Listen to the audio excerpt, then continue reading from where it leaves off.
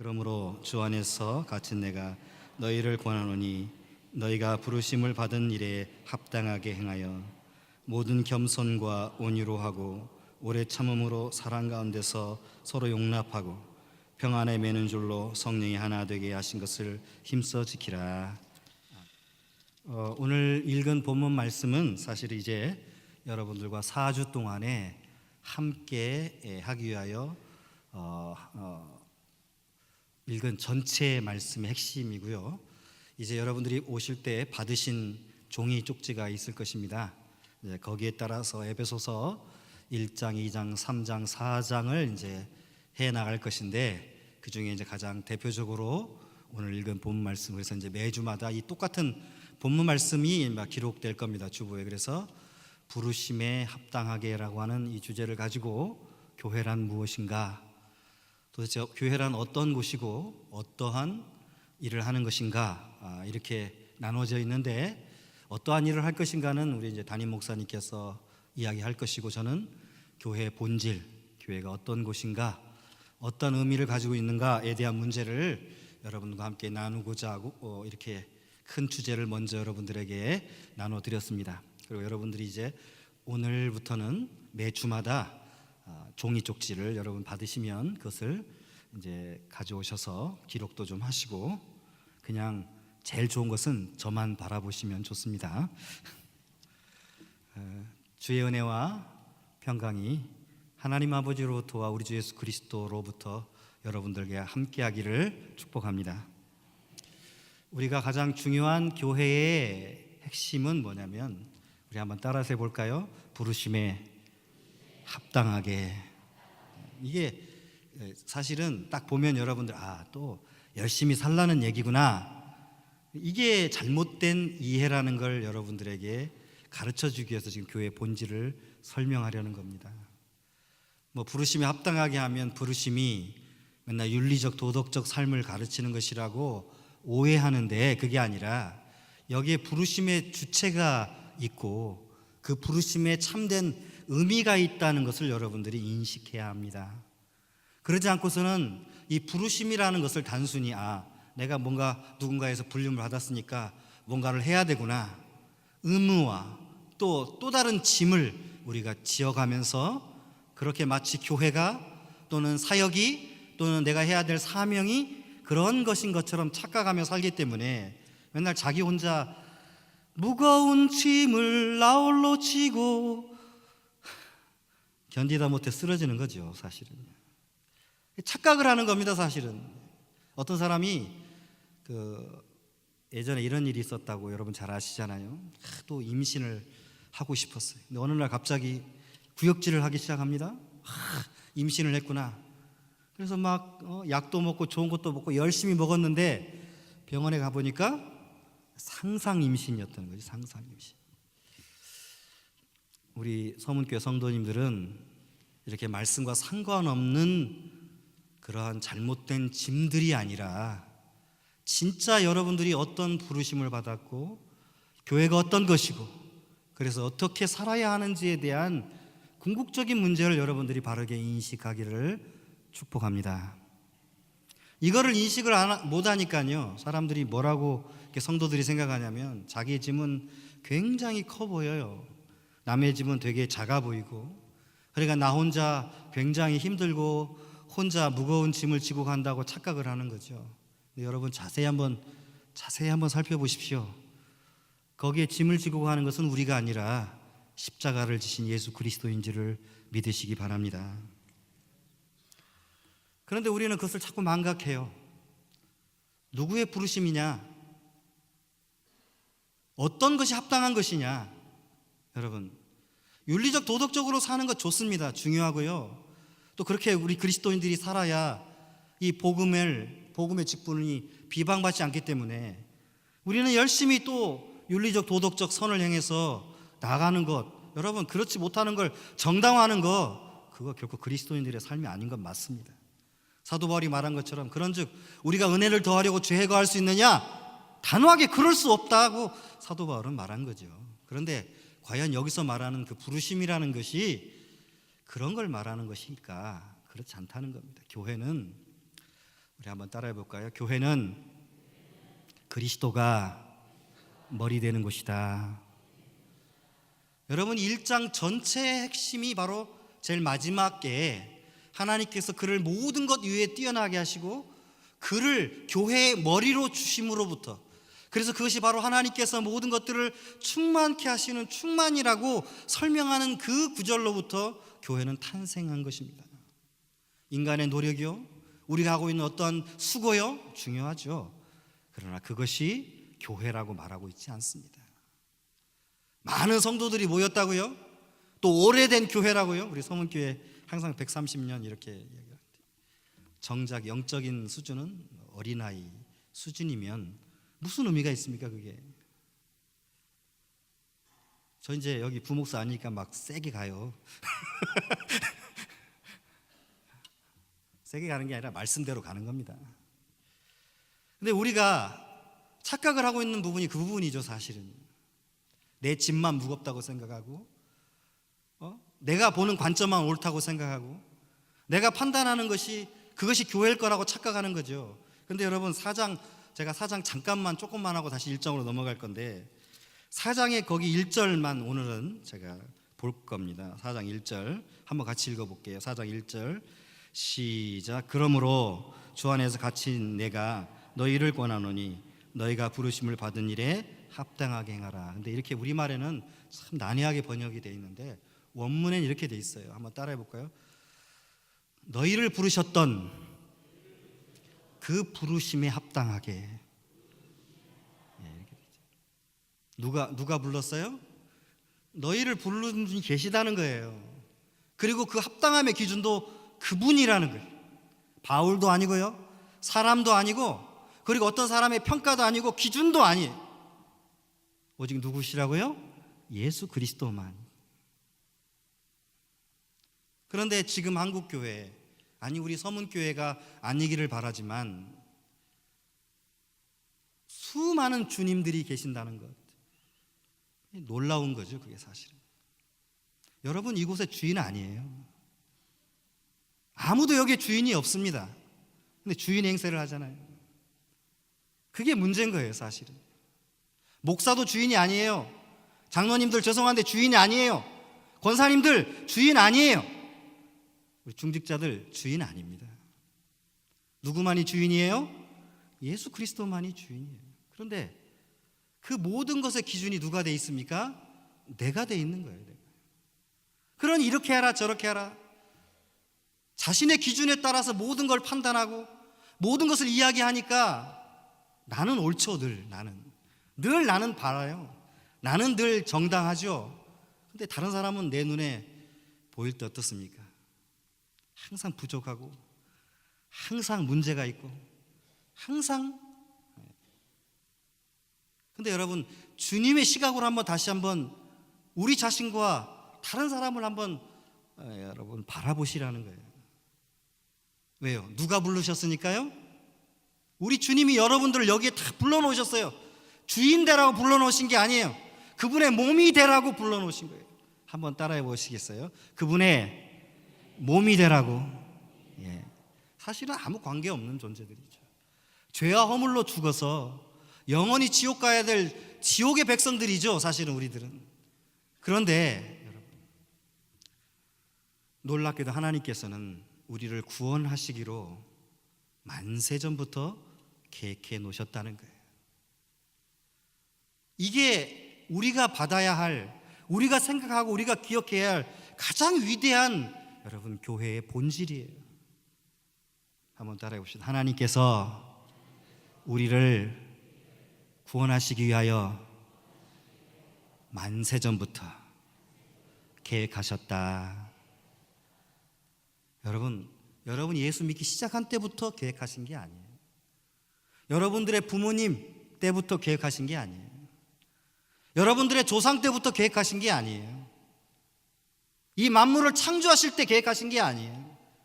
이미 그 이전에, 모든 것들을 창조하기 이전에 하나님은 여러분들을 아셨고 사랑하셨고, 그래서 내 백성으로, 내 자녀로 구원하시기로 계획하신 거예요. 그게 하나님께서 우리에게 이 교회를 주신 이유예요. 그래서 그 죄와 허물로 죽어야 될 우리들을 예수 그리스도라는 그 하나님의 아들, 그분을 머리 삼아서 거기에 붙어 영원히 살도록 하신 거라 이 말이죠. 그러니 각각 한 사람 한 사람들이 하나님의 존귀한 자들이 아니었지만 이미 만세전에 하나님께서 우리를 구원하시기로 계획하신 그 계획 때문에 우리는 그리스도의 몸이 되었다고 성경은 말하고 있는 겁니다. 여러분 1장 한번 다시 앞으로 가셔서 읽어볼게요. 1장 1절로 3절까지 한번 읽어보겠습니다. 에베소서 1장 1절부터 3절입니다. 시작. 하나님의 뜻으로 말미암아 그리스도 예수의 사도된 바울은 에베소에 있는 성도들과 그리스도 예수 안에 있는 신령한 자들에게 편지하노니 하나님 우리 아버지와 주 예수 그리스도로부터 은혜와 평강이 너희에게 있을지어다. 찬송하리로다. 하나님 곧 우리 주 예수 그리스도의 아버지께서 그리스도 안에서 하늘에 속한 모든 신령한 복을 우리에게 주시되, 이렇게 돼 있죠. 사실은 이 모든 역사가 성삼위 하나님의 역사입니다. 우리 한번 따라해서 볼까요? 삼일체 하나님의 구원의 역사다. 하나님이 하신 거니까 여러분과 한 약속이 바뀌거나 변하지 않습니다. 그래서 그분이 뭐라고 얘기했냐면 먼저 이렇게 이야기를 해요. 찬송받기에 합당하신 하나님, 우리 주 예수 그리스도의 아버지, 이렇게 부릅니다. 여러분 잘 보십시오. 여기에 사실 우리말로는 각각 다르게 번역되어 있지만 이 3절 안에 있는 동사는요, 첫째 찬송받으시리로다 하는 동사와 복주시다라는 동사가 여러분 같은 동사라면 여러분 어떤 의미가 될까요? 우리는 찬송하니까 하나님께 우리가 찬송하는 거구나, 또 우리를 복주는 거니까 하나님께서 우리에게 잘되게 하는 거구나, 이렇게 생각하는 동사일지 모르지만 사실은 여기에 사용되어 있는 동사가 율로게오라고 하는 헬라어 단어예요. 그래서 앞에서는 율로게토스, 찬송받으시기에 합당하신 이라는 말로 번역을 했고요, 뒤로는 율로게사스, 같은 말인데 복주셨다 이렇게 번역을 해서 하나는 형용사로 하나는 분사로 이렇게 사용을 해서 사용한 것 뿐입니다. 근데 왜 이렇게 달라질까요? 그것은 우리말 때문에 그러는 거예요. 원래 의미 때문이 아니라 우리말에는 높은 사람과 낮은 사람이 쓰는 말이 달라요. 그래서 어린아이가 어른신들에게 쓰는 말이 다르고요, 그죠? 그 다음에 할아버지한테 할아버지 밥 먹어? 그러면 내 손주가 그럴 때는 별로 문제가 안 돼요, 그죠? 근데 남의 손주가 그러면 저런 어디서 배워 먹었어? 이렇게 나오죠. 인간의 본성이에요. 자기 손주가 얘기할 땐 너무 귀여워요. 아우, 저놈이 벌써 말을 하는구나, 이렇게. 그런데 다른 사람들의 자녀들이 또는 손주들이 그렇게 막 할아버지한테 반말을 하면 저런 싹둥머리 없는, 이렇게 나오죠. 그래서 우리는 늘 예의라는 것이 있고 예의를 지켜야 돼요, 우리말에는. 그러다 보니까 이 외국어에는, 특히 이 유럽어에는 그런 게 없잖아요, 사실은. 그러니까 이렇게 번역을 하게 돼 있어요. 원래는 같은 단어입니다. 이 말은 원래 칭찬하다 라는 단어. 그러니까 우리가 사용하고는 복이라는 단어는 잘못 이해한 단어예요. 잘못 번역한 단어. 이게 중국어로 들어가서 한자로 번역되면서 잘못 번역돼가지고 우리나라에 들어온 단어가 복이라는 단어. 원래는 복이 아니고 한번 같이 따라해 볼까요? 바른, 바르다 뜻이에요. 이 바르게 말을 해야 된다는 거예요. 적당하게, 정당하게 말을 해야 된다는 거예요. 그것이 칭찬이고 그것이 복이에요. 그런데 우리는 복하면 되게 좋아하죠. 그런 복 없어요, 성경에는 사실은. 그런데 여기서 복주사, 그러니까 마치 다른 단어인 것처럼 이야기하지만 이게 존대법 때문에 우리말이 이렇게 번역을 해놓은 거예요. 원래는 똑같아요. 하나님은 우리를 칭찬하고 우리는 하나님을 칭찬하는 겁니다. 한번 따라해 볼까요? 하나님은 우리를 칭찬하시고, 그게 뭐라고요? 그게 복이에요, 복. 하나님은 우리를 칭찬하셨다. 한번 다시 해볼까요? 하나님이 우리를 칭찬하셨다. 그게 복입니다, 여러분. 이 하나님 말씀대로 사는 것, 하나님의 뜻대로 바르게 사는 것이 그게 복이에요. 그래서 시편 73편에 여호와를 가까이 함이 내게 복이다. 그래서 시편 1편에 복 있는 사람은 악인의 꾀를 쫓지 아니하고 죄인의 길을 서지 아니하고 오만한 자리에 앉지 아니하며 오직 여호와의 율법을 즐거워하여 그 율법을 주야로 묵상하는 거다. 그게 복이죠, 사실은. 그런데 지금 복은, 우리가 알고 있는 복은 뭐냐면 세상에서 좀 남들보다 잘 되고 뛰어나면 복이라고 착각하는데 그게 아니라, 한번 같이 따라해 봅시다. 다시. 하나님이 칭찬하는 거다. 과연 하나님 여러분 칭찬하실까요? 그게 복이에요. 네가 말씀대로 살았느냐, 말씀의 가치 근거에 생각하느냐, 네가 세상보다 주님을 더 사랑하느냐, 요한의 아들 시몬아. 그럴 때 여러분 우리 민망하죠? 그런데 우리 주님이 얼마나 사랑이 많으신지 3번씩 물으신 다음에 베드로가 민망해야 할 걸 아시고는 3번만 물으셨어요. 사실은 더 물으셨으면 얼마나 창피했겠어요. 하나님이 우리를 칭찬하는 게 복입니다. 또 거꾸로 우리가 하나님을 칭찬하는 게 뭐예요? 찬송입니다. 따라해 볼까요? 우리가 하나님을 칭찬하는 것, 그게 찬송이에요. 그러니 하나님은 우리한테 칭찬을 받고 싶어 하죠. 속된 말로 하면 그렇다는 거예요. 하나님은 모든 가치 있는 얘기를 우리 인간들에게 듣고 싶어 하셔요. 그런데 인간들은 늘 하나님을 칭찬하는 게 아니라 누굴 칭찬해요? 나 자신만을 칭찬하고 말기 때문에 문제가 생기는 거예요. 그런데 그 칭찬이 어디 안에 있냐면 바로 예수 그리스도 안에 있다는 것입니다. 그게 하늘에 속한, 성령께 속한, 또 명사로 나와요. 이번엔 칭찬이다, 복이다, 이렇게 설명해 줬어요. 여러분들은 땅에 있는 칭찬을 받기를 원하십니까? 그러면 여러분이 복을 잘 모르시는 거예요. 어디에 있는 칭찬을 받으셔야 돼요? 하늘에 있는 성령께 속한, 그것이 곧 그리스도 예수 안에 있는 칭찬을 받으시는 서문교회 성도 여러분 되시기를 축원합니다. 근데 우리는 맨날 이 땅에 있는 칭찬만을 사모하니까 여러분 허무해지는 거예요. 땅에 있는 칭찬은 아무것도 아니에요. 여러분들을 위하여 만세전에 하나님께서 예비해 놓으신 하늘의 칭찬이 여러분들을 기다리고 있다는 것을 잊지 마십시오. 그래서 우리는 하나님을 당연히 칭찬해야 되고, 하나님은 예수 그리스도 안에서 하늘에 속한 칭찬들로 우리들을 칭찬하신다. 그게 여러분 교회의 원리입니다. 근데 맨날 세상 것만 가지고 와서 이렇게 자로 딱 잴 때 전부 세상의 자를 가지고 들이대요.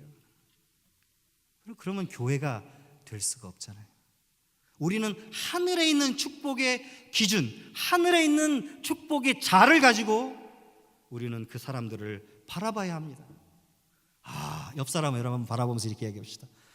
얼마나 하나님이 당신을 칭찬하는지 몰라요? 아이고 낯설어라. 남 칭찬하는 게 너무 낯설죠. 한번 다시 해볼까요? 하나님이 당신을 칭찬하십니다. 나도 하늘의 칭찬으로 당신을 칭찬합니다. 여러분 그게 교회예요. 교회. 이 삼위일체 하나님께서 이 역사를 이루시는데, 그래서 여기 뭐라고 돼 있어요? 하나님, 찬송 받으실 하나님, 누구의 아버지요? 우리 주 예수 그리스도의 아버지께서 우리를 하늘에 속한, 성령께 속한 칭찬으로 칭찬하시는데 그것이 바로 그리스도 예수 안에 있는 것이다. 이렇게 설명해 주고 있는 것입니다. 다시 말하면 예수 그리스도를 떠나면 어떤 것도 칭찬이 될 수 없는 거예요. 우리가 성령을 떠나면 어떤 것도 칭찬이 될 수 없는 거예요. 그건 하나님의 칭찬이 아닙니다. 여러분의 자랑이죠. 하나님의 칭찬은 늘 그리스도 예수 안에서, 그리고 성령에 속한 칭찬, 즉 하늘에 속한 칭찬으로 칭찬하시는 것이지 이 땅의 것으로 칭찬하시지 않는다 이 말입니다. 그래서 여기서 첫째, 아버지. 그 아버지가 계시고 그 아버지는 누구의 아버지냐면 우리 주 예수 그리스도의 아버지시고, 그러니까 그분이 바로 우리에게 은혜와 평강의 역사를 주시는 성령을 우리에게 보내주시는 것으로서 은혜와 평강이 하나님 아버지로 우리 주 예수 그리스도로부터 너에게 있기를 이라고 오늘 사도 바울이 인사를 하고 있는 것입니다. 따라서 이 모든 교회의 역사는 삼위일체 하나님의 교회이고 그분의 역사 가운데 있는 거예요. 인간이 주인이 될 수 없는 것입니다. 인간이 머리가 될 수 없는 것이에요. 교회가 문제가 생기면 반드시 그곳에는 인간이 머리가 되려고 하는 시도들이 있었기 때문에 하나님은 자신의 영광을 다른 사람에게 결코 주시지 않습니다. 그런데 인간은 늘 하나님의 영광을 팔아먹으려고 하죠. 여러분, 그런 사람 되지 않기를 축복합니다. 이게 가장 큰 칭찬이에요. 이 세상 사는 동안에 하나님의 영광 세상에 팔아먹지 않은 그 축복이야말로 가장 위대한 축복이 되는 줄 믿으시기 바랍니다. 그래서 하나님 아버지 한번 따라해 보세요. 하나님 아버지, 성자 예수 그리스도, 성령 하나님, 이 삼위일체 하나님께서 죄와 허물로 죽어 멸망당할 인간을 구원하시기로 이미 만세 전부터 계획을 하셨어요. 그래서 우리 신학적으로는 이 하나님의 계획과 작정을 삼위일체께 돌리지만 특별히 구체적으로 아버지께 돌립니다. 그래서 오늘 4절 한번 같이, 여러분 5절 같이 읽겠습니다. 시작. 곧 창세전에 그리스도 안에서 우리를 택하사 우리로 사랑 안에서 그 앞에 거룩하고 흠이 없게 하시려고 그 기쁘신 뜻대로 우리를 예정하사 예수 그리스도로 말미암아 자기의 아들들이 되게 하셨다. 이렇게. 많은 사람들이 이렇게 생각을 합니다. 하나님께서 우리가 거룩하고 흠이 없으니까 우리를 택하시지 않았나가 아니라, 여러분, 그냥 더럽고 추한 존재들을 하나님의 기쁘신 뜻에 따라서 그렇게 거룩하고 흠이 없도록 만드시겠다는 것입니다. 그러니 옆 사람 한번 바라보시면, 한번 여러분 옆 사람 한번 바라보세요. 왠지 냉랭하고 열리지 않는 여러분들의 가슴 속에서 웃으면서 한번 바라보세요. 그러면서 이야기를 해보세요. 교회니까, 여러분 교회로 오늘 특별히 중직자 교육 세미나로 하는 거니까요.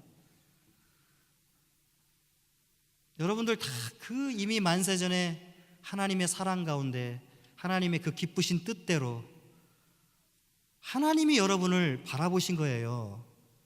그런데 누가 여러분들을 정죄하며 누가 여러분들을 고발하겠어요?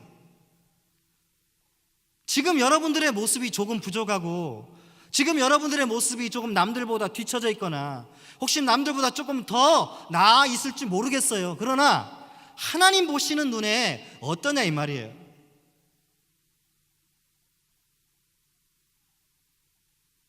당신의 아들을 아끼지 않고 내어주실 만큼 사랑의 눈길로 여러분을 바라보시지 않겠냐 이 말이죠. 여러분들을 바라보시면서 그 예수 그리스도의 보혈의 그 은혜를 여러분 우리에게 주시면서 하나님께서 무슨 생각을 하시겠어요?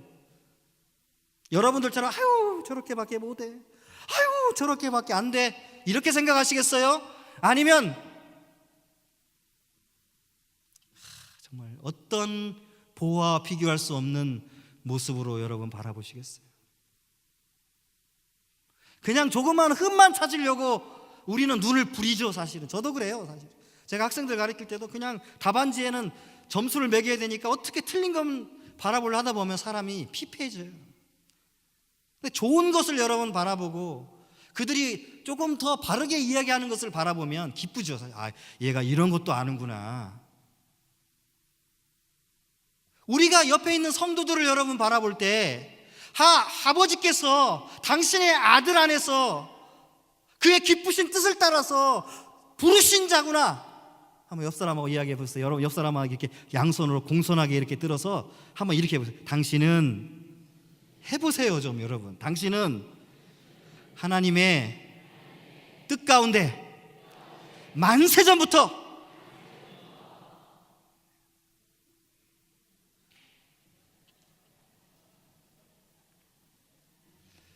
여러분 한번 생각해 보세요. 이 사람이 하나님께서 만세전부터 사랑해서 부른 사람이라는데 그거 나한테도 해보세요. 너도 야 여러분 초라하게만 생각하지 마세요. 사람 눈에는 초라하게 보일 수 있습니다. 사람 눈에는 성공하지 못할 수 있습니다. 사람 눈에는 부족해 보일 수 있어요. 그러나 로마서 2장 11절 말씀처럼 하나님은 사람을 외모로 취하지 아니하시고, 또 우리가 부족하더라도 우리를 흠없고 거룩하게 하도록 누구 안에서요? 그리스도 예수 안에서 그렇게 하시려고 우리를 부르셨다고 그렇게 말씀하지 않습니까? 교회가 그리스도를 머리 삼고 그의 몸된 자들의 모임인데 이거는 철천지 원수보다 더 심각한 문제가 나타나면 여러분 어떻게 하겠어요? 그래서 고린도전서에 보면 여러분 싸우는 자들을 뭐라고 하냐면 따라해 보세요. 그리스도의 몸을 찢는 자들이다. 제가 한 말이 아니에요. 바울이 한 얘기예요.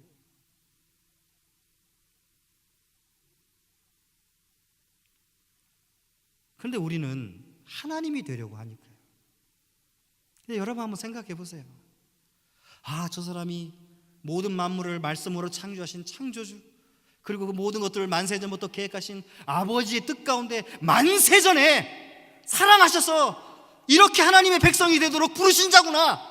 여러분 만약에 그런다면 여러분들이 감히 함부로 판단할 수 있겠습니까? 누가 주인인데요? 누가 그 사람을 판단할 수 있는 사람입니까? 제발 여러분, 교회는 그래서 잘난 사람도 없고 못난 사람도 없습니다. 왜? 머리는 누구밖에 없기 때문에요? 그리스도밖에 아니기 때문에 그렇습니다.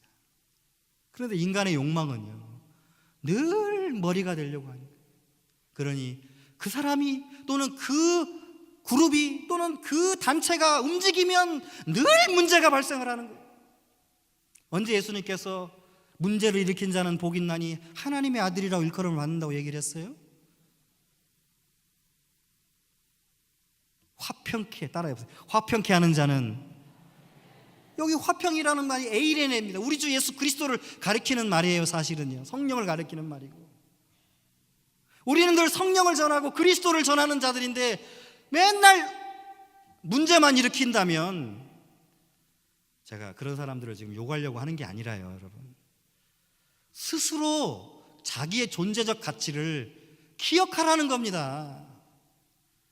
따라해보세요 여러분. 나는 만세전부터 하나님의 사랑을 받은 사람이야. 그리스도 예수 안에서 성령으로 말미암아. 얼마나 놀랍습니까? 옆 사람도 마찬가지요.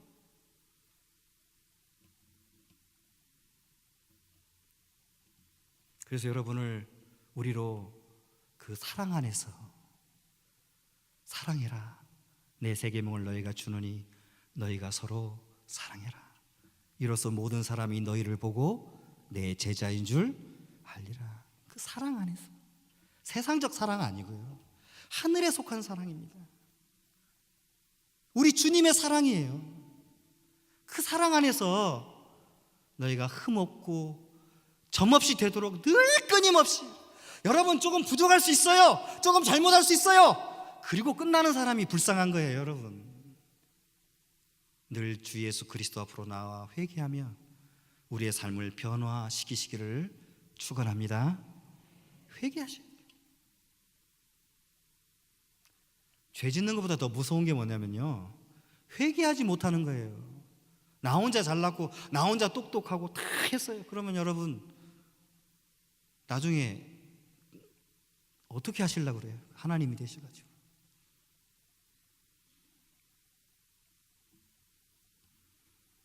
창세전에, 그래서 모든 걸 만들기 전에 그리스도 예수 안에서 우리를 아셨어요. 그리고 예정하셨어요. 뭐가 되도록 하냐면, 자, 따라해보세요. 법적인 아들. 우리는 일반적으로 양자다 이렇게 이제 번역을 하게 되는데, 이 양자라는 말은 사실 좋은 말이 아니고 최근 들어서 번역한 아들들 이렇게 이제 번역하는 것이 더 좋은 번역입니다.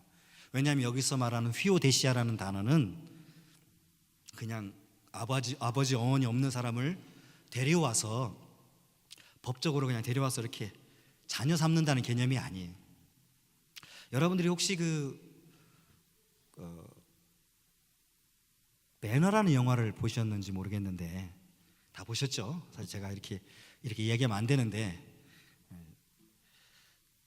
하도 요새 이제 여기 서문교회 온 지 한 석 달 되다 보니까 잘 이렇게 기억이 안 나가지고 죄송하게 됐습니다. 근데 배너라는 영화를 보면, 거기 보면 이 배너가 팔려가요.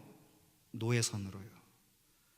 팔려가서 얼마나 그 귀족, 그래도 유대인의 귀족이었는데 하루아침에 이 배전은 노예로 팔려가게 됩니다.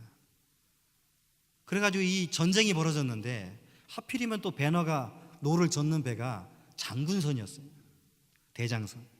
그러니까 모든 전쟁에는 사실은 장군선을 공격을 함으로써 끝이 나는 건데, 이게 전쟁이 탁 시작을 하고 나니까 제일 먼저 공격받은 게 아마 장군선이었겠죠.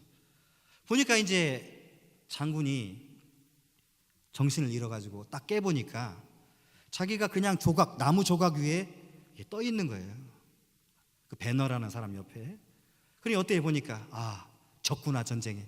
그래서 자기가 가고 있는 단도를 가지고 자결을 하려고 딱 드는 순간에 배너가 말립니다. 장군님 보십시오, 승리했습니다. 그 전쟁에 이겨서 이제 개선을 하는 장면이 나오죠. 그리고 그 다음에 뭐가 나오냐면, 황제에게 청원을 해요. 이 배너를 내 아들로 삼겠습니다. 그 말이 뭐냐면, 내 모든 상속을, 내 모든 권한을 이 사람에게 주겠습니다. 이렇게 해서 승인을 받아요. 사실은 노예로 팔려가가지고 다시 유대로 갔는데, 아무도 그 사람을 이제 벤허, 유다, 허의 아들 유다라고 부르지 않고 그 장군의 아들로 대우를 해주는 거죠. 사실은 여기서 양자 아들됨이란 말은 뭔 말이냐면, 우리를 법적으로, 그래서 우리가 하나님의 자녀로서의 모든 권한을 다 부여받는다는 것을 설명해 주고 있는 것입니다. 그러니까 우리가 단순히 그냥 고아들, 부모 없는 사람을 데려다가 키운다는 개념이 아니라, 하나님께서 예수 그리스도 안에서 우리를 미리 예정하시고 하나님의 아들들 삼는다는 말은, 우리들을 다 모두 다 합법적으로 법적인 하나님의 상속을 부여받을 수 있는 사람들로 세우시겠다. 그래서 이 에베소서에는 상속이란 단어가 계속해서 등장하는 거예요. 상속을 누가 받습니까? 갑자기 어느 날 어떤 사람이 와가지고 상속 주시오, 그러면 여러분 상속을 줍니까? 다 자기가 법적으로 자기 자녀나, 요새는 또 너무 까다롭죠. 그래서 제가 어떤 어르신 학교를 가보니까 유서 쓰는 그런 것도 막 체험도 하고 그러시더라고요. 왜냐하면 어떻게 해야 이 상속의 이 유서가 정당한 효력을 발휘할 수 있는지를 이제 가르쳐 주고 막 그런 데도 있더라고요. 이 말이 뭔 말이냐면 우리에게 모든 권한을, 하나님의 아들의 실제적 권한을, 우리가 물론 피조물이고 사람이지만 우리 주 예수 그리스도로 말미암아 우리가 받아야 할 모든 권한을 우리에게 다 부여해 주신다는 것을 설명해 주고 있는 것입니다. 그래서 여러분들에게 제가 이제 나눠진 글들이 계속 그 내용들이 그런 내용이에요, 사실은. 그래서 택하시고 예정하심이 아버지의 뜻 가운데 있는 것이다. 그 왜 그러냐? 우리 6절 한번 같이 읽어보겠습니다. 1장 6절 시작. 이는 그가 사랑하시는 자 안에서 우리에게 거저 주시는 바 그의 은혜의 영광을 찬송하게. 우리가 그분을 찬송하도록 하는 거예요. 하나님이 우리를 택하셔서 그리스도 예수 안에서 우리에게 값없이 이 모든 것을 다 내어주신 것은 우리가 하나님의 뭐가 되려고요?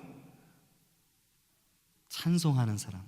앞서서 얘기하면 우리가 하나님을 칭찬하는 사람들이 되도록 하기 위해서다. 그래서 우리의 삶의 모든 존재적 목표와 가치는 오직 하나님을 찬송하는 것이 각각의 모든 끝에, 각각의 위격들의 끝에 여러분 한번 12절 한번 보세요. 12절 이건 이제 그리스도의 사역, 7절부터는 그리스도의 사역인데 12절 같이 읽겠습니다. 이는 우리가 그리스도 안에서 전부터 바라던 그의 영광이 찬송이 되게 하려 합니다. 또 여러분 마지막 14절 한번 13절 14절인데 14절 한번 보세요. 시작.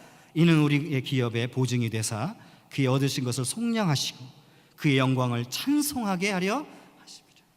매 위격의 역사에 끝날 때마다 사도 바울이 외친 게 뭐냐면 바로 그 목적이 뭐냐? 우리를 구원하시고 우리를 양자 삼으시고 우리를 하나님의 모든 자녀로서의 권한들을 부여해 주셔서 우리로 하여금 그의 영광의 크신 뜻 가운데 얻게 하신 이유는 그분을 찬송하도록 하기 위해서다. 여러분 그분의 찬송이 되시기를 축원합니다. 제발 여러분, 다른 사람을 욕하고 다른 사람을 비난하고 다른 사람을 판단하고 정죄하고 그래서 그리스도의 몸을 찢고 나누는 일에 여러분의 입술과 삶을 들이지 마시고 무엇을 위해서요? 하나님의, 따라해보세요, 하나님의 영광을 찬송하는데.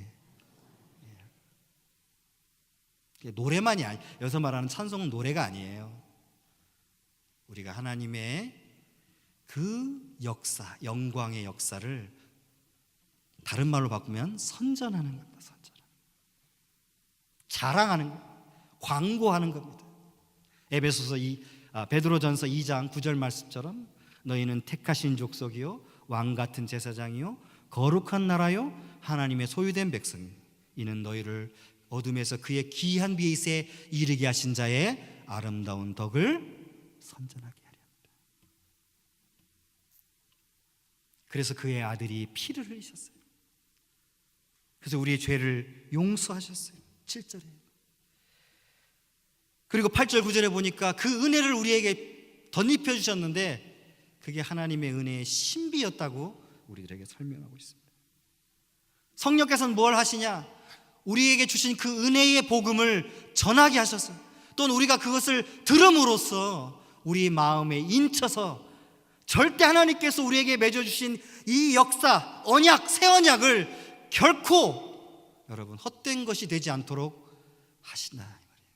여러분 각각의 심령 가운데 성령께서 뭐 하셨다고요? 따라서 인치셨다.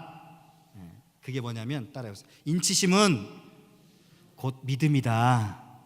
예. 여러분이 예수를 믿을 때 그 모든 역사가 여러분과 함께 한다는 것을 설명해 주고 있는 것입니다.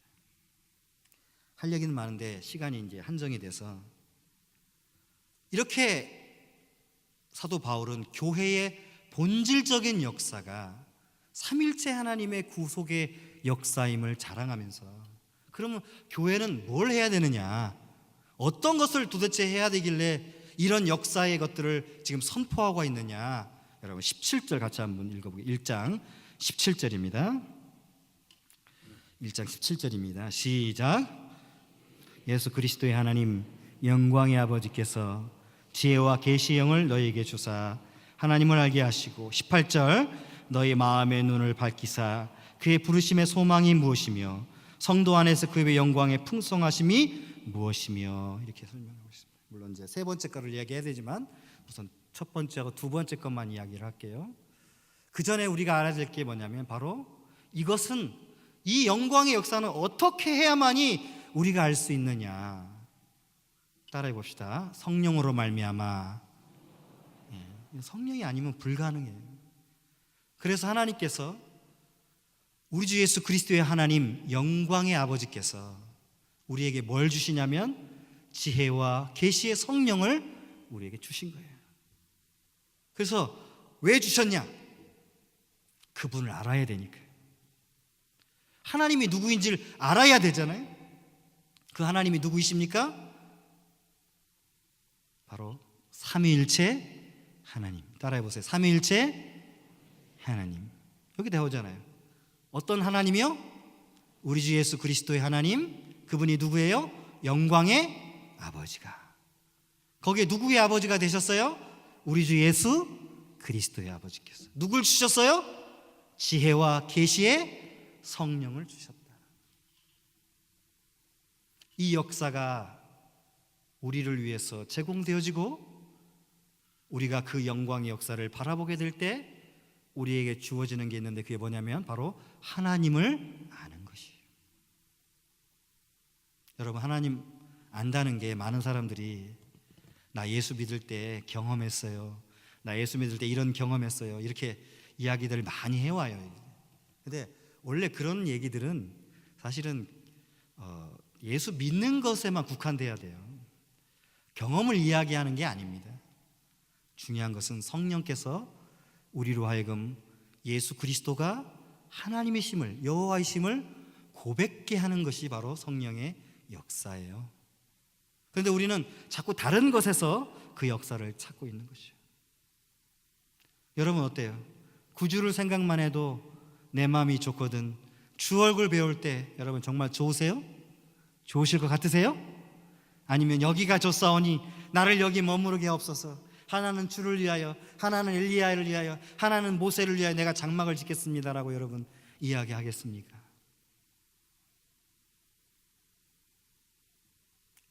지금 우리들에게는 굉장히 중요한 교회의 문제가 있는 거예요. 우리 사랑하는 서문교회 성도 여러분, 하나님을 바르게 하시기를 축원합니다. 여러분 바르게 알아야 돼요. 그래서 아버지, 우리 주 예수 그리스도의 아버지, 우리 주 예수 그리스도의 하나님, 그분께서 우리의 죄와 허물을 위해서 그 아들을 속죄물로 내어주시고 성령으로 말미암아 우리에게 인치셔서 우리를 구원 얻게 하시는, 그래서 어떤 피조물도 어떤 다른 역사도 우리의 구원을 뺏어갈 수 없도록 만드시는 그 하나님의 구원의 역사를 여러분들이 반드시 기억해야 돼요. 그러기 위해서는 따라해보세요. 하나님을 바르게 알자. 하나님을 바르게 모르니까 이런 문제가 생기는 거예요. 오직 우리 주 예수 그리스도의 하나님, 영광의 아버지께서 지혜와 계시의 성령을 우리에게 주셔서 그 하나님을 알게 하신다고 하는 사실을 여러분들이 망각하게 되는 순간에 여러분 우리는 다른 길로 갈 수밖에 없습니다. 그렇다면 하나님을 안다는 것은 뭘까요? 첫 번째 우리 한번 따라해 볼까요? 우리 부르심의 소망이 무엇인지를 아는 것입니다. 따라해 보세요. 부르심의 소망이 무엇인지 아는 것이다. 하나님을 안다는 것은 누가 우리를 불렀는가, 그리고 우리가 그 부르심을 받았을 때 어떠한 존재가 될 것인가에 대한 분명한 해답을 가지고 있어야 된다는 거예요. 그냥 교회 나왔네, 찬송하고 예배 드렸네가 아니라 여러분 누가 우리를 부르셨습니까? 하나님께서. 언제요? 부른 건 지금 불렀죠. 근데 언제부터 계획하셨어요? 만세전부터. 그 계획이 한치라도 오류가 있습니까? 없습니까? 없습니다. 사람은 오류를 해도 하나님은 결코 그 계획을 실수하지 않으십니다. 그래서 여러분이 이 자리에 와 앉아 계신 줄 믿으시기 바랍니다. 부르심의 소망이 무엇인지, 여러분 이 단어를 들을 때 무슨 생각이 드세요? 아무런 소망이 없죠, 사실은.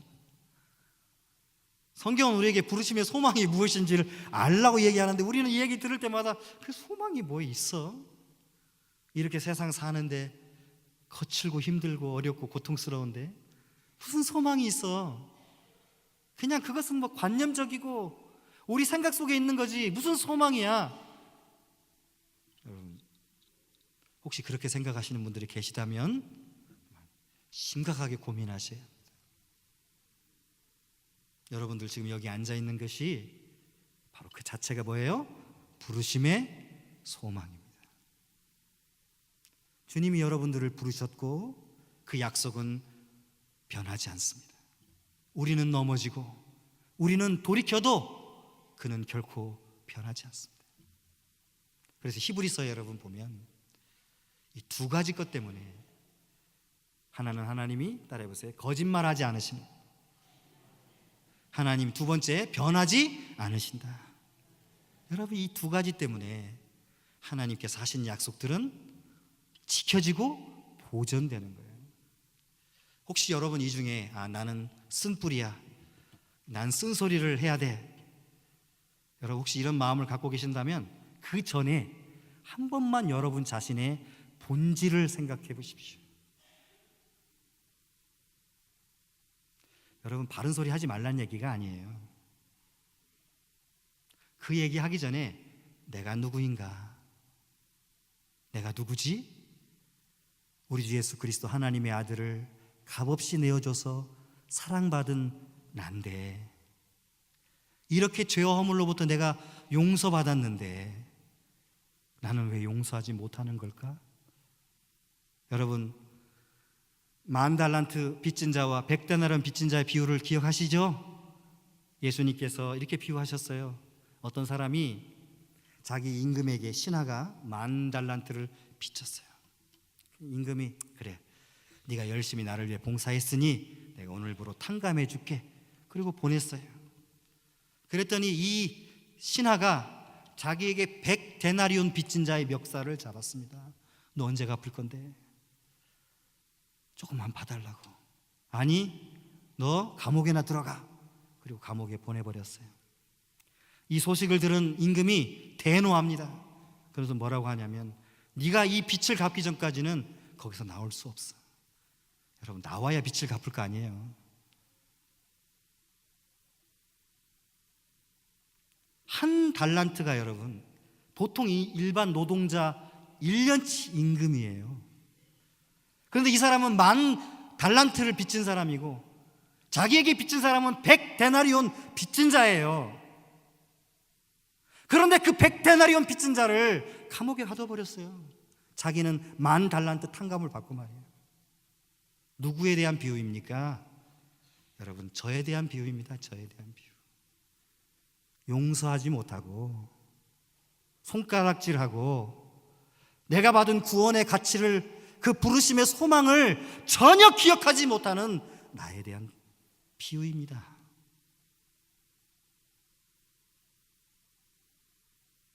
저요, 여기 목사 김용준 목사예요. 부끄럽죠. 70번씩 7번 용서하라고 하셨는데 하루에 한 번 용서하기가 그렇게 힘들어요. 눈에 거슬리면 벌써 ABC 그러고 있잖아요. 그죠? 목사인데도 입이 얼마나 거룩하지 못한지 몰라요. 강대사님 올선 이렇게 좋은 말을 전하고는 또 성질대로 또 ABC 그러고 있어요. 속으로요, 속으로. 겉으로 말은 못해. 목사가 체면이 있잖아요. 그죠? 속으로 그러고 있으면 여러분 ABC 안 한 겁니까?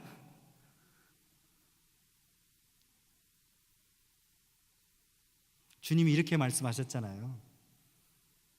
뭐가 간음이냐? 진짜 간음해야 간음이냐? 아니면 음욕을 품는 자마다 간음한 것이냐? 뭐가 살인이냐? 진짜 칼로 사람을 죽여야 살인이냐?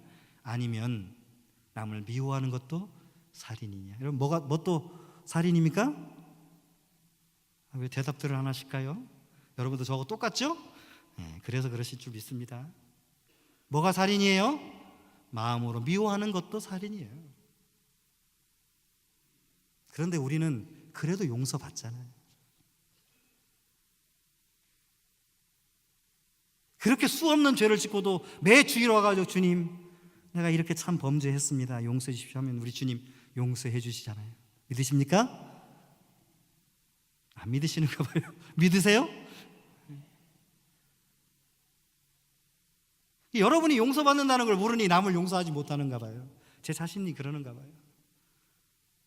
우리가 세상에 살면서 하나님 앞에 지은 죄들, 여러분 매 주일 앞에 주님 앞에 이 교회 예배당에 나와서 함께 주님 앞에 예배 드릴 때 주님 앞에 내어놓으면, 만약 우리가 우리 죄를 자복하면 저는 미쁘시고 우르사 우리 죄를 사하시며 우리를 모든 불의에서 깨끗게 하신다는 걸 믿으십니까?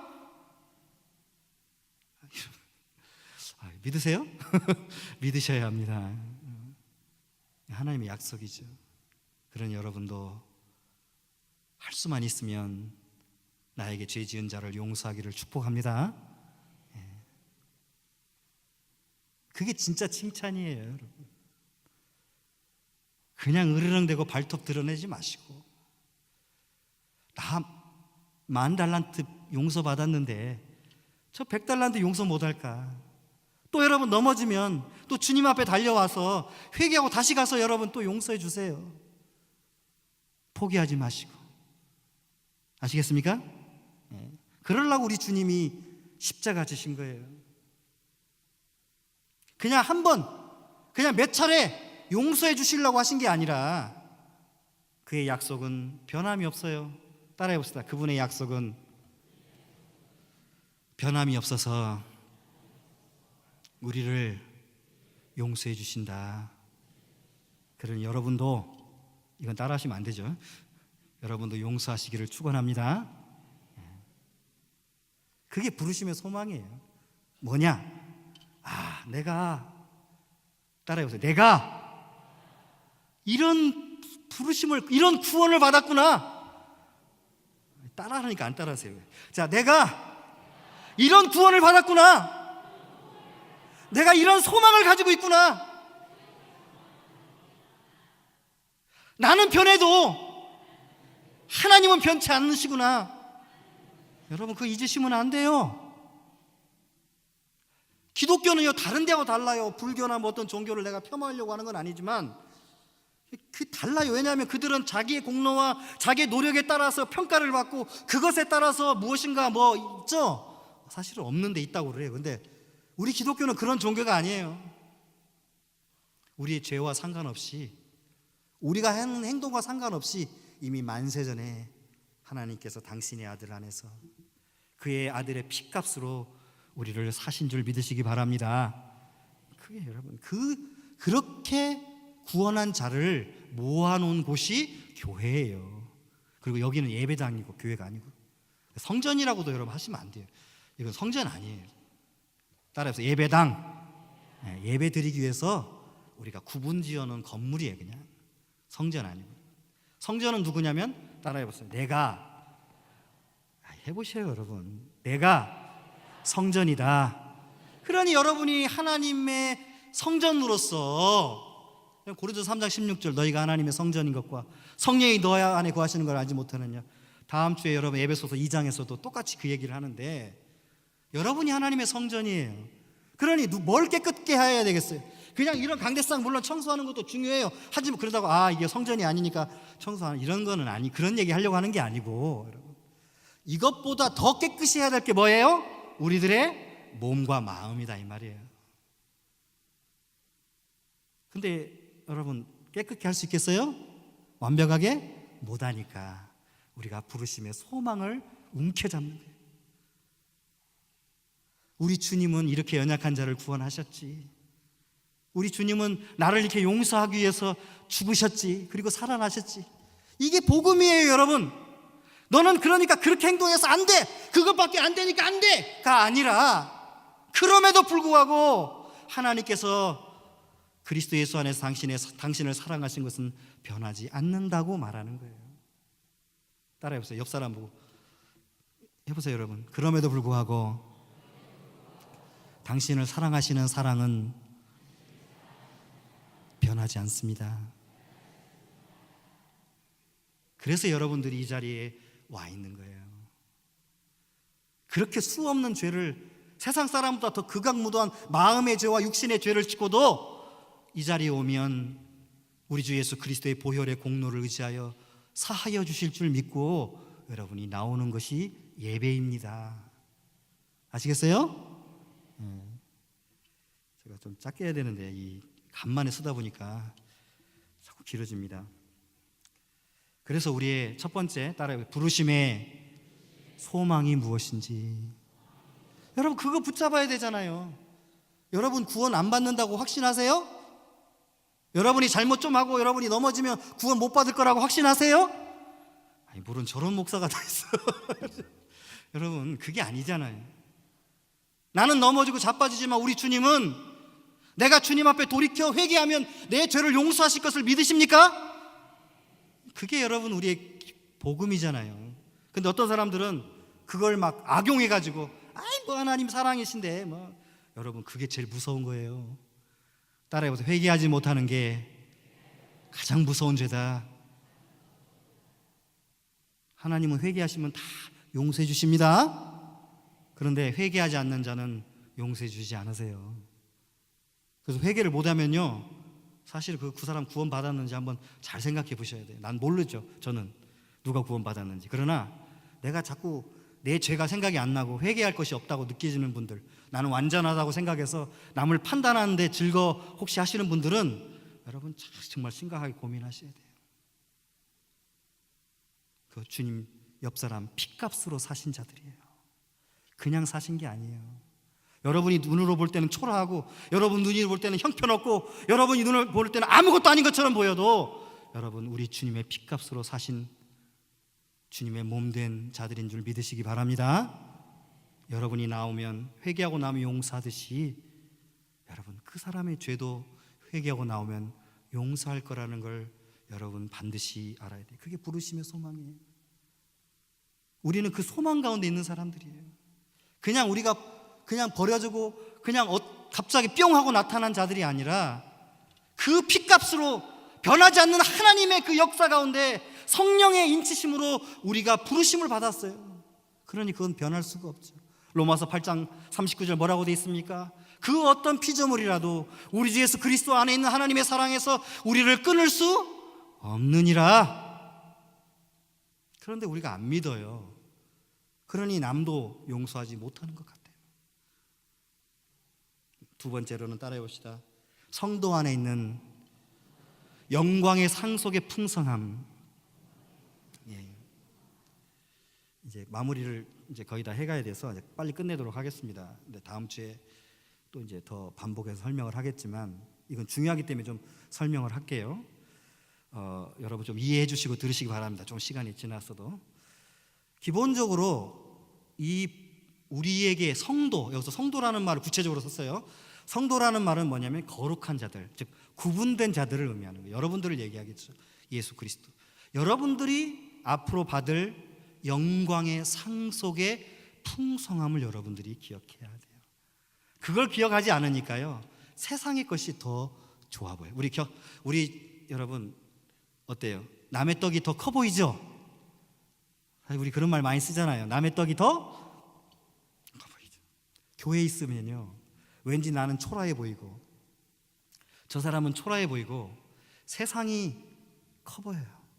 근데 여러분 그건 단 착시예요.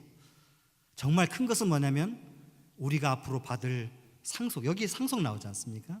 기업, 옛날에는 기업이라고 썼는데 이건 비즈니스를 말하는 게 아니라 클레로노미아라고 그래서 상속이란 단어예요. 여러분 상속이, 여러분에게 주어진 상속이 얼마나 풍성하냐, 그거 여러분 잘 모르시기 때문에 세상을 부러워하는 것이다. 이렇게 사도 바울이 설명하고 있는 겁니다. 우리가 앞으로 받을 상속을 우리가 깨달아 안다면, 그리고 그 상속이 얼마나 크고 위대한 건지를 안다면 우리가 세상을 쳐다볼 일이 없죠. 그런데 남의 떡이 커 보여서 자꾸 세상이 커 보이니까 자꾸 거기에 나가는 겁니다. 마지막 세 번째로는 바로 하나님께서 그의 능력의 역사심을 따라 그리스도를 죽은 자 가운데서 살리심을 우리가 아는 것이, 이게 복음의 핵심이죠, 여러분. 그리고 뒤에 이제 교회를 하나님께서 설립하시는데, 마지막으로 이렇게 해보겠습니다. 1장 21절 23절까지 읽어보겠습니다. 그리고 잠깐 설명하고 마무리하겠습니다. 에베소서 1장 21절에서 23절 시작. 모든 통치와 권세와 능력과 주권과 이생뿐만 아니라 오는 세상에 일컫는 모든 이름 위에 뛰어나게 하시고 또 만물을 그 발 아래 복종하게 하시고 그를 만물 위에 교회의 머리로 삼으셨느니라. 교회는 그의 몸이니 만물 안에서 만물을 충만하게 하신 이에 충만합니다. 여러분이 그리스도를 머리 삼지 않는다면 여러분 여건 절대 교회가 되지 못합니다. 그냥 사교 집단. 저는 서문교회가 사교 집단이 되기를 원치 않습니다. 여러분 그리스도의 핏값으로 산 이 교회가 제발 여러분들 때문에 사교 집단으로 전락하는 일이 없도록 해주시기 바랍니다. 여러분의 신앙의 선배들, 부모들이 130년 동안 지켜온 곳입니다. 근데 그것이 하루아침에 사교 집단으로 전락하면요, 불행한 거예요. 그럼 어떻게 해야 되냐? 사교 집단 전락을 안 하려면 따라해봅시다. 그리스도만이 머리 되셔야 한다. 제발 여러분, 이제 말씀을 마치면서 그리스도만이 이 서문교회의 머리 되시기를 축복합니다. 죄송합니다. 목사부터, 그리고 장로님들, 그리고 안수 집사님들, 그리고 권사님들, 그리고 집사님들, 여러분 하나 교회 주인이 되려고 하는 그 모습 때문에 교회는 그냥 사교 집단으로 전락하고 마는 겁니다. 내려놓으십시오. 그리고 오직 예수 그리스도만이 이 교회의 머리 되심을 여러분 인정하고 내 생각과 판단이 아니라 머리 되신 주님의 말씀과 뜻에 따라서 여러분 나아가기를 축복합니다. 그래야만 여러분의 구원이 여러분 온전한 거예요. 그러기 위해서 주님께서 여러분을 구원하셨기 때문입니다. 따라서 여러분 교회는 그리스도가 머리 되신 것이고 우리는 그의 몸입니다. 그러므로 몸은 여러분, 제 손이, 제 머리가 이거 흔들어야 되는데 안 흔들어요. 그러면 여러분 어떻게 되겠습니까? 뭔가 문제가 있는 거죠? 제 손이 박수를 쳐야 되는데 안 쳐져요. 머리는 야 박수를 쳐, 안 쳐져요. 그러면 뭔가 문제가 있는 거죠. 여러분들도 똑같은 경우가 되는 겁니다. 주님은 이렇게 하라고 하는데 그렇게 안 되죠. 언제요? 그리스도를 머리 삼지 않을 때.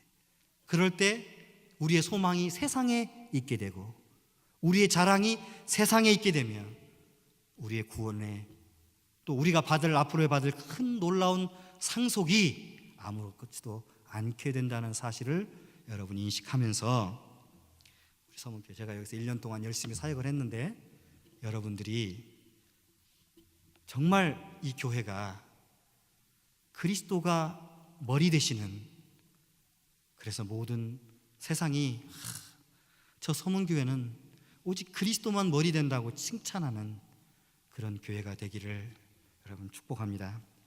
기도하겠습니다. 사랑과 은혜가 많으신 하나님, 이 말씀을 저희가 귀담아 듣게 해주십시오. 저희는 연약합니다. 듣고도 늘 이 말씀을 잘못 해석하거나 우리 원하는 대로 해석하고 말아서 히브리서에서 바울이 가르쳤던 것처럼 유대인들처럼 그 광야에서 하나님을 대적한 유대인들처럼 되고 말 때가 많이 있습니다. 그러나 주님, 그 어떤 죄를 짓더라도 주님 앞에 나와 죄를 고하면 그 죄를 용서하신다고 말씀해 주셨는데, 저희가 오늘 우리 주 예수 그리스도의 보혈의 공로를 의지하여 이 자리에 나왔습니다. 그리고 저희들의 죄악을 고백합니다. 용서하여 주옵소서. 그리고 주님만이 머리가 되는 교회가 되게 하여 주옵소서. 예수님의 이름으로 기도드립니다. 아멘.